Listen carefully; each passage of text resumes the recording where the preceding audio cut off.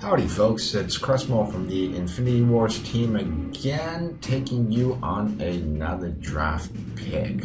So, first commander choice, we have the Raw Death Worshipper, Hulking Sniper, Adaptive Ritualist, and Glorious Warrior.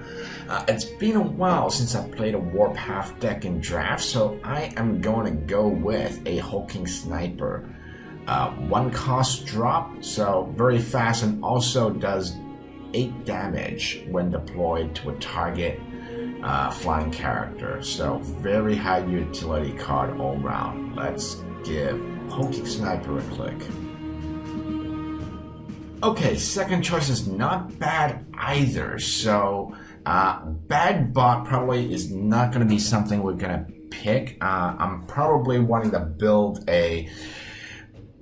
optimally be able to get a triple Warpath deck. Alternatively, we could go Warpath Sleepers as well. Evolving Parasite is an ultra strong commander choice, but it looks like the pack leader there is grabbing my attention. So pack leader is really a very strong staple of every Warpath deck. So I'm going to go with the pack leader.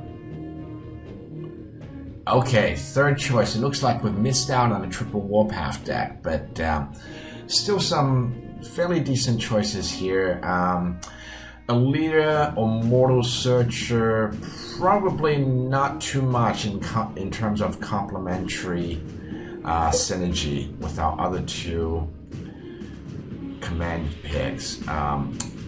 Proctor the Sniper.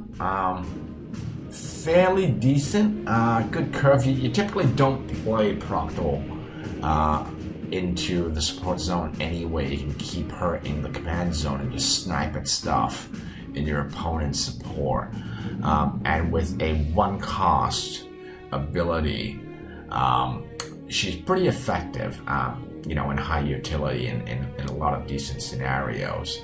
And also, Warpath Flame Dawn decks are pretty good in draft, so they can be very fast, but once they power up as well, they can be very hard to break because they've got, a combination of small mobs to get the rush going, and then the big mobs come in and basically help you finish people off.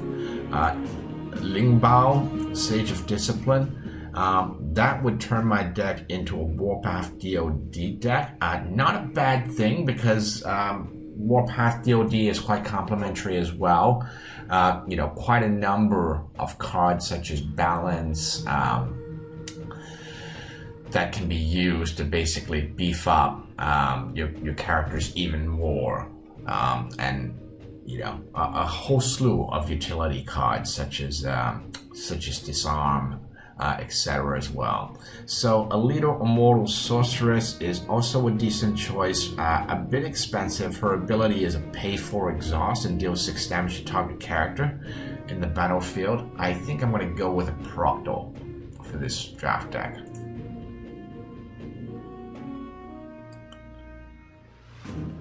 So now that we've got our colors, it's really about looking at the draft choices to see if we have, to see if we want to go to Beast heavy deck or a Flame Dawn heavy deck. I typically, when playing Flame Dawn Warpath decks, lean towards Beast heavy decks, especially since I have a pack leader in command, which kind of gives +3/+3 to any beasts. When he's on the battlefield, it's all the more reason to go to Beast heavy deck and then kind of use the Flame Dawn pushback cards like Stumble, Intimidating Rally, Flashbang, etc. To give that Warpath deck even more utility. So let's go with the Enraged Hulker for this choice. Okay, second choice. We can either fairly good choices here. So when I typically play Flame Dawn, typically double purity or triple purity. When I play Warpath, particularly double or triple purity, I actually like to get some Brings Life to Passing and potentially Wealthy Nobles in my deck as well to help me power up more quickly.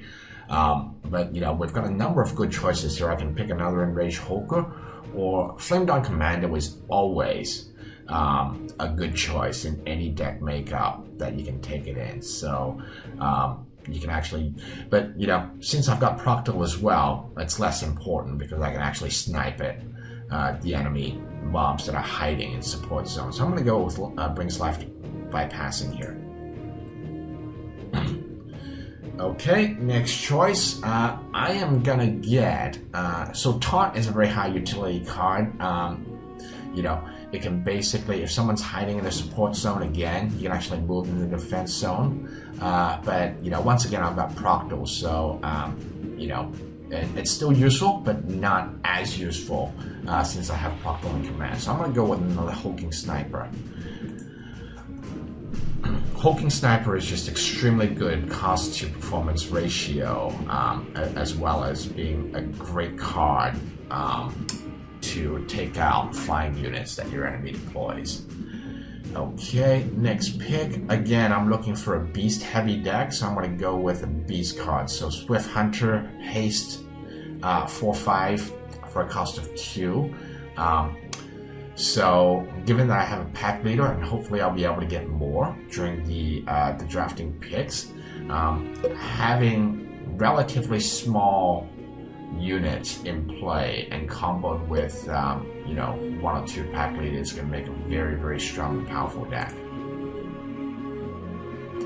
Okay, choice number 5. Armored Landcrawler is the only beast here, but the fact that we went Warpath Flame Dawn was to also pick up some, pushback utility from Flame Dawn. So I'm going to go with Stumble for this one.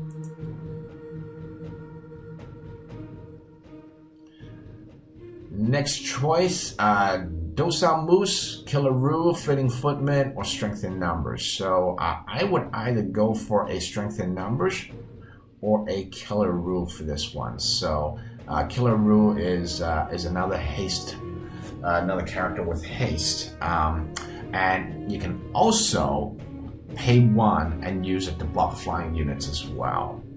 So I'm going to go with a Killer Roo for this one. Okay, next choice, Corrupted Forest, Breeding Grounds, Pit Brawler, and Drop Bear. Both Drop Bear and Pit Brawlers are great choices. Pit Brawler for later, mid to late game. Drop Bear for early game. But Corrupted Forest is extremely powerful if you have a beast heavy deck. Or at least a Warpath heavy deck. So given that I'm going to go beast heavy for my characters, I'm going to go for Corrupted Forest. It basically gives +2/0 to all Warpath characters in play, and then gives -2/0 for any non-Warpath cards in play. So I'm going to pick that. Number 8, we've got our second pack leader here. So again, good choices. Reconciler I'm going to ignore. Kills by Leaping is a good card as well. So it basically jumps over one of the characters in your opponent's defense zone. Hunted Down basically exhausts 2 characters and kill another deployed character in your opponent's zones. But the pack leader is looking too tempting to pass by, so hopefully I'll be able to grab Hunted Down sometime down the track. Okay, 9th choice, Yobo. Sorry, I love you, but I ain't gonna pick you. And then we have Purify, Flame Ram, and Rabid Rabbit. I'm gonna go with the Rabid Rabbit, particularly. Rabid Rabbits are a great defense against Flame Dawn Rush decks. So they can be deployed fairly early on. They have haste, and they also turn into a 3/5 undead with Bloodthirst 2 when they're attacked. So I'm gonna go with the weapon. Choice number 10. There is only one card that glaringly stands out here. That's Subdues the Meek. Very expensive card at 8, but extremely powerful card and can basically help you clean out an entire enemy lineup in one foul swoop, and potentially win the entire game in one foul swoop. So when you deploy Subdues the Meek, You can overcharge it with any number of cards you want, and every card you overcharge, it reduces all your enemies' characters for that turn by -3 per card overcharge. So very, very good card to have. I'm going to pick him. So as you can see, my power curve is right now is a little bit all over the place, but that's expected. We're only 10 picks into the draft. And for Warpath heavy decks, typically it's very different curve to when you're building a Flame Dawn Rush deck. So for Flame Dawn Rush decks, you want a 1-2 drop heavy curve, simply because you want to be dropping characters every turn for an early high damage attack. For Warpath decks, typically it's smoother, and you actually want to build it out so that you have some significant big characters that you can drop mid to late game, because that's when mid to late game is when Warpath really shine. Okay, in terms of the 11th choice, we can go Torchbearer. It's okay, kind of goes against our beast heavy deck theme. Docile Moose is a decent choice. Basically, Docile Moose cannot take non-combat damage, and for a cost of 3 for an 8/8 card, it's reasonable in terms of power performance. Exhaust, let's pick this one up. I've got one Stumble. Let's pick up one Exhaust as well to get that Flame Dawn pushback utility going. Okay, next set of cards, Defense Golem. Not much synergy, basically helps us to buy time if we need to defend earlier on, but not much synergy with the deck that we're building. Power of the Underdog, for some reason I really hate this card. I've never found a really good use for it. Maybe it's just me.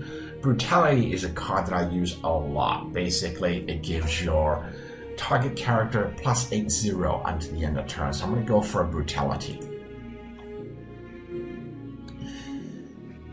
Unstoppable is actually a great card to have, but as I mentioned before, when you're building a Warpath heavy deck, I like to get a few Brings Life bypassings and potentially wealthy nobles into the deck to help me power up quicker. So I'm going to go with Brings Life bypassing. Hopefully Unstoppable is going to turn up again later on. Okay, no Warpath card choices here, but if you take a look at the cards that are available, Knight of the Flame Dawn, that's a character human, obviously. Whoa, pardon me. But this Flame Dawn card, Flame Dawn Hound, great card, and it's also a beast. So Pack Leader will also buff the Flame Dawn Hound. So I'm going to go with Flame Dawn Hound. Best of both worlds, a very fast Flame Dawn card with charge, and also is complementary with the beast heavy pack that we're building. Okay, next choice, Taunt, One of Many, Warcry, Denial of Magic. So One of Many is a decent card, you know, it's a well-rounded card, power to cost ratio. Denial of Magic is utility, so particularly when you're fighting an opponent that might be Varroa heavy or, you know, has other killer ability cards in their hand, it's always useful to have. And then Warcry, again, especially when you have a big field in play in Assault, you know, it can be a one-shot killer for you as well, but, you know, a little bit expensive at a cost of 4. I think I'm going to go with Denial of Magic just to pick up some utility when I'm fighting decks with a lot of ability cards, especially stuff like Mass Death, you know, Overcharged Storm, etc. I really want to remove them out of play before they become a problem for me. Okay, next pick, I'm going to go with another Flame Dawn Hound here. It's a pretty obvious choice. Ooh, another Pack Leader. This deck already has 2 Pack Leaders, 1 in command and 1 in deck. I'm going to pick another one. So the only danger with being very Pack Leader heavy is that your deck becomes very slow, right? So pack leaders have a cost of 5, so you can't put them into play until you at least power up to 5, and then, you know, they can't be played on the next turn. So, you know, having a deck that's too pack leader heavy, you know, creates a dangerous scenario whereby you've got a lot of big cards in your hand earlier on and no small cards to play. So next card choice, that Hunted Down that we missed before, let's pick it up now. 19. Okay, a few choices here. Ablaze we're going to ignore. Growth is a decent card. It's basically got two functions.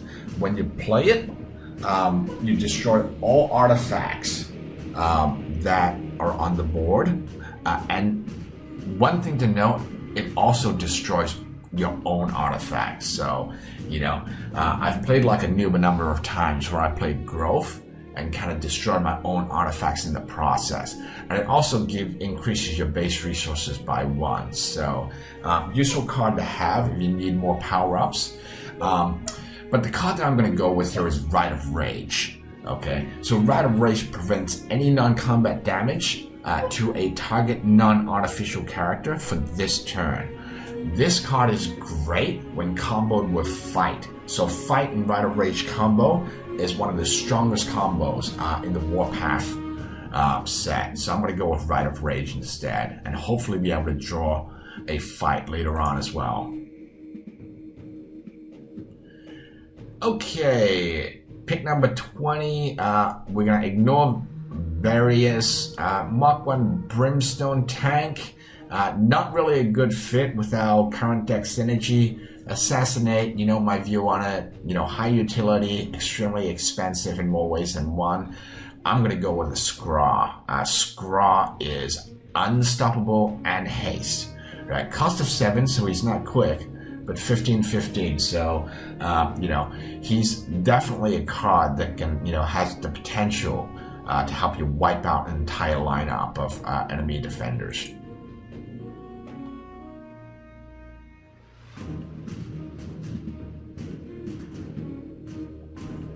So we're halfway through our draft picks. The deck so far is turning out not too badly. We're probably still a little bit too heavy, mid-range. So far, 2 pack leaders in the deck, and 1 pack leader in command, and then 2 gifts by passing. That basically will give us a resource up when played. Okay, loading the next set seems a bit slow. We might have to relog. Oh, no, we're back. Okay, sorry, it's my bad internet connection, unfortunately. So, next pick, 3 Flame Dawn cards, Exhaust, Ferocity, Vanguard, Knight, and then 1 Warpath card, which is the Mountain Giant. So Mountain Giant has reach, so it can block flying units, and it's also got a decent power to cost ratio as well. So 5 cost for 12. This pick would be a choice between, I would say, Veracity or Mountain Giant. Veracity is good comboed with a Warpath deck because you can actually bring a big creature into play on the same turn and kind of surprise your opponent. It makes your card attack this turn. Even if your card is exhausted, you can basically use Veracity to bring it into the attack zone. It also gives that card +2 for this turn. So I do need some big mobs though that have reach. I've got a couple of small things like Hulking Sniper and the Killer Roo, but you know, having 1 big mob that has reach would be really helpful. So I'm going to go with Mountain Giant for now. Okay, next choice, Rampaging Stag, Greedy Ransacker, Armored Landcrawler. So Armored Landcrawler is a decent card. It's fairly useful in defense zone because it takes 2 less damage from all damage sources. So especially when you're going up against sleepers or Flame Dawn where they have a lot of small drops, Armored Landcrawler can actually last quite a bit longer than your typical defender.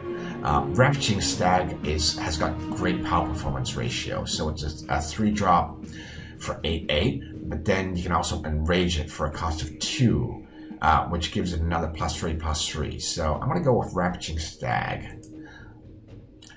I like building more aggressive decks typically. So another Flame Dawn Hound, I'm going to go with him for a total of 3 Flame Dawn Hounds in our deck. So very fast card and can be easily comboed with Pack Leader as well. Okay, this pick, I'm going to build out my really big drops. So Lumbering Goliath, right? So cards like Lumbering Goliath and the really big characters in Warpath, 1818, they're slow, but they're huge. And once Warpath kind of powers up and can get these big cards into play, they're very, very hard to stop. So imagine comboing a Lumbering Goliath with a card like Unstoppable, right? You'd literally be able to chew through an entire lineup of enemy mobs. Okay, next choice. Flame Dawn Purifier, Knight of the Flame Dawn. Great cards to have in a Flame Dawn deck, but let's keep our beast heavy theme. So I can take a one of many for a cost of 3, 8/9 card, or I could take a Pack Hunt. Creates 2 4/5 beasts in the support. So I'm going to go with this one because I have so many pack leaders that the more mobs, the better. Okay, next choice, I can get Siegebreaker, Flame Dawn Purifier, Adaptive Scout, or Guard. So the Guard card, basically, you target a character this turn, and any damage that character takes is redirected to another target deployed character you control.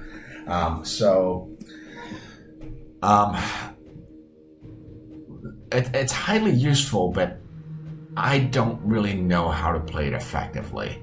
And typically, it's more effective if you have a really big card in command, so that you can basically use that big card to guard a small card that you put into play earlier on.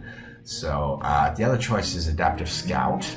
Kind of beef up our 1-drops, but she's not a beast character, so she won't benefit from the pack leader bonus when we deploy pack leader. But we don't have many choices here, so I'm going to go with adaptive, actually. Beef up our 1-drop curve a little bit.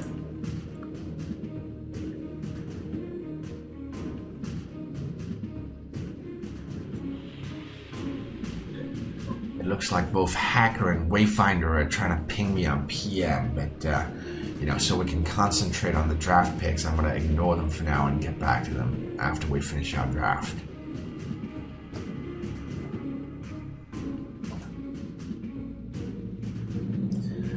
Okay, a few good choices here. We're going to go with Fight, because I mentioned before the Fight Rite of Passage combo, Rite of Rage combo is one of the most powerful combos in the Warpath repertoire. So, any decent, respectable Warpath deck will have at least one of each of Fight and Rite of Rage, and hopefully more than that.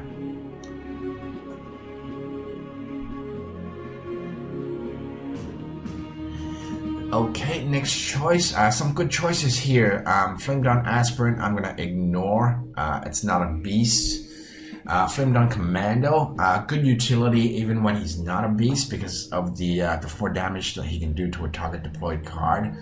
Stumble, we should pick up more of. We've only got 1 right now. And then Wreckful Walrus is a decent card because it also destroys a target enemy artifact when you deploy it. And if you do destroy an enemy artifact, it also gets +3/+3. Typically, when I play Warpath, I will have at least one. I typically have one Wreckful Walrus in the deck, but it's the first time he's shown up in this draft choice so far. But typically, he pops up quite a few times during a Warpath deck drafting process. So I'm gonna hope that he turns up again, and I'm gonna go with another Stumble.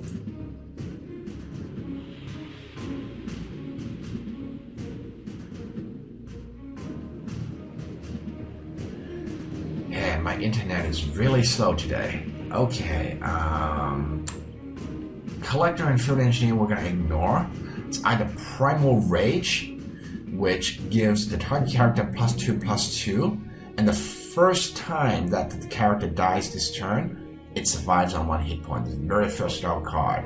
But you know, the card that I really want is actually Scraw's Young. So Scraw's Young, like its elder brother Scraw, can have Unstoppable, but Scraw's Young basically needs to be played first and then enraged for additional cost of 4, turning it into a 16/16 card with Unstoppable when enraged. So, another staple card in any decent self-respecting Warpath deck. I'm going to go for him.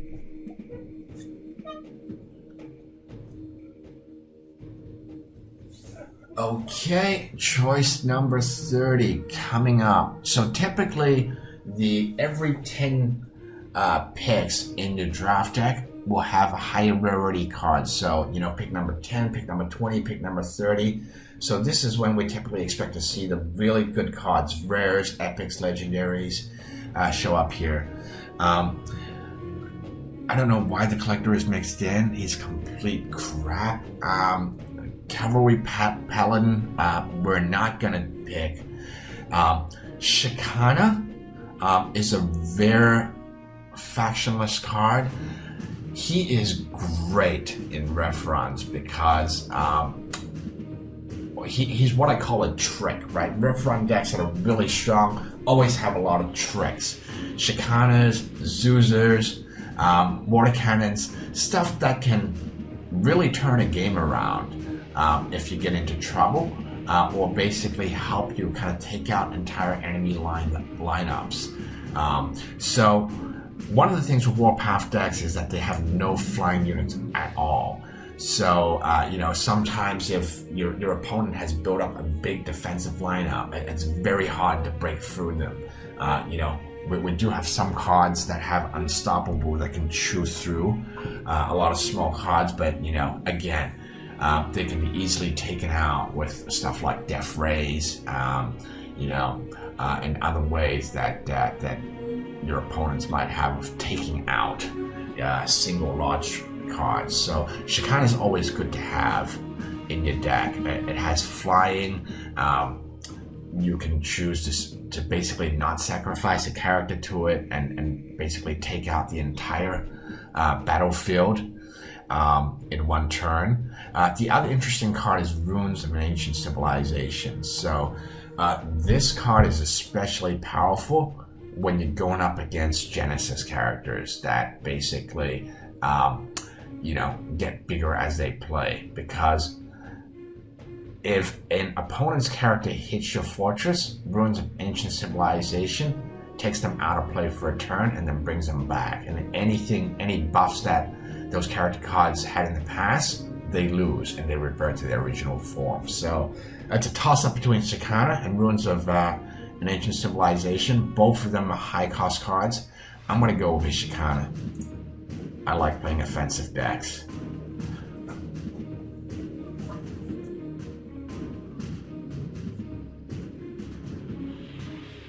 Okay, we're now 3/4 of the way through our drafting picks, waiting for choice 31 to pop up. Let's quickly review our deck so far. We have one pack leader in command, and I believe 2 more in deck, so for a total of 3. That's actually a pretty strong pack leader deck right here. Okay, so let's cut that short and continue with our drafting. I'm gonna ignore the 2 factionless cards. Killer Rue, we've already got 1 in our deck. Adaptive Hulker, this is the first one that's turned up. Adaptive Hulker is actually a very strong card. When you play it for a cost of 4 and overcharge it with another card, it gains +5/+5. So at turn 4, you can actually play a 14/14 character. So I'm going to choose him. Another brings life by passing. I'm going to pick that one. I don't have that. Will make it 3 in deck now. Hopefully, I'll be able to grab a wealthy merchant or wealthy noble, whatever it's called, later on in the pack, in the deck choice as well.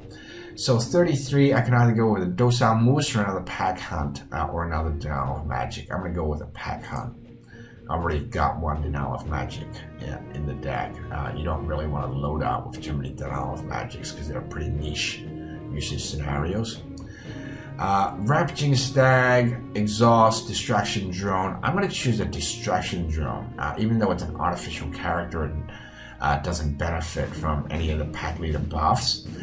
It's really high utility card because when you put it in, you can basically knock back an opponent card.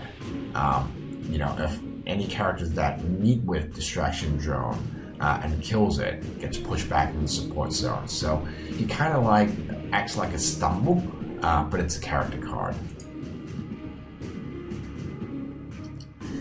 Okay, so as I mentioned before, I like to pick up at least 1 Wreckful Walrus in every deck. Would have been good to pick up a Ferocity as well, but since we don't have a Wreckful yet, let's grab that Walrus.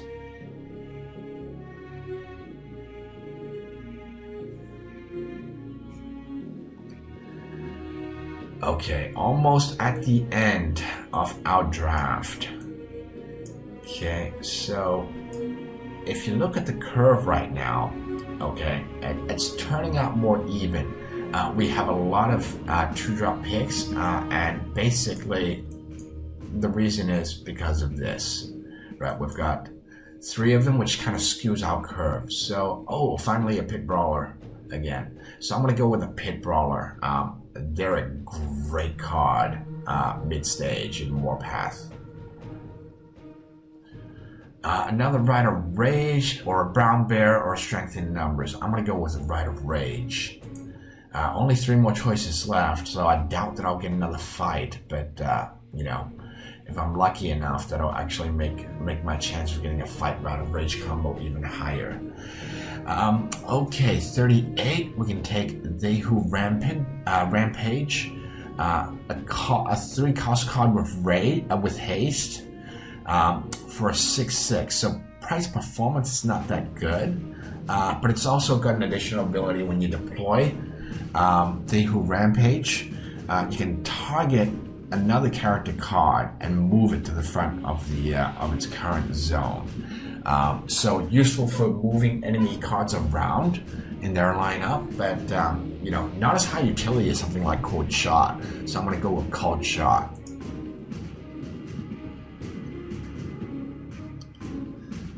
Last 2 draft picks. This deck is turning out pretty solidly. Okay, so pick 39. Some good choices. We're going to ignore Reckless Zealot. Noble Protector is decent. So basically, mixing Noble Protector in your lineup is always good because it prevents any other card from taking non-combat damage from your opponent. So he's definitely always a good pick in any deck. But there are also a couple of other very attractive cards here. One is Wind of War. Winds of War basically deals 5 damage to all characters on the battlefield. Very powerful area damage card. And also Mortar Cannon is very useful as well. So Mortar Cannon is another one of those cards that I call tricks, right? So when you're kind of in a stalemate, with your opponent, and you can't get past their defense zone, they can't get past your defense zone, and you're kind of just playing round by round, dragging it out, getting something like a mortar cannon that can just punch right through and damage the fortress directly is extremely useful. I'm actually going to go with the mortar cannon on this one. Okay, last pick. We've got Ancient Egg, Iberian's Banner, Ruins of Ancient Civilization, and Granthar, the Outer Ape. So Ancient Egg is pretty random, right? So you play it, and the longer you have it around, the bigger the character that pops out of it when you finally open it. Typically, the characters that pop out are pretty good. So matriarchs have a high chance of popping out. One of many's have a high chance of popping out. Typically, when I play Egg, I leave it for at least 4 or 5 turns. Iberian's Banner, +5/+5 if you're attacking alone, kind of goes against our deck setup, right? So we want to play multiple pack leaders with lots of small drops, so this would never come in very useful unless we completely go against our deck setup. Ruins of Ancient Civilization, as I mentioned before, great card if you're playing against Genesis opponent and other opponents that give lots of buffs to their characters, right? Because as soon as that card hits your fortress, it'll be taken out of play for 1 turn, and when it comes back, it'll revert to its original form. But Granthar is something that's always useful. So Granthar, the Outer Ape, you can basically enrage him. He's very high cost, right? Cost 5 to play, and then you have to pay another 6 to enrage him. But when you enrage him, he gets +4/+4, as well as killing any character that is in the deployed zone. So you can basically deploy Granthar in the next round, enrage him, and take out any one of your opponent's characters that has been deployed. I think I'm going to go with Granthar to complete this deck. So that concludes our double Warpath Flame Dawn deck. So again, I'll be taking it for a run pretty soon, and hopefully show you guys how well it performs.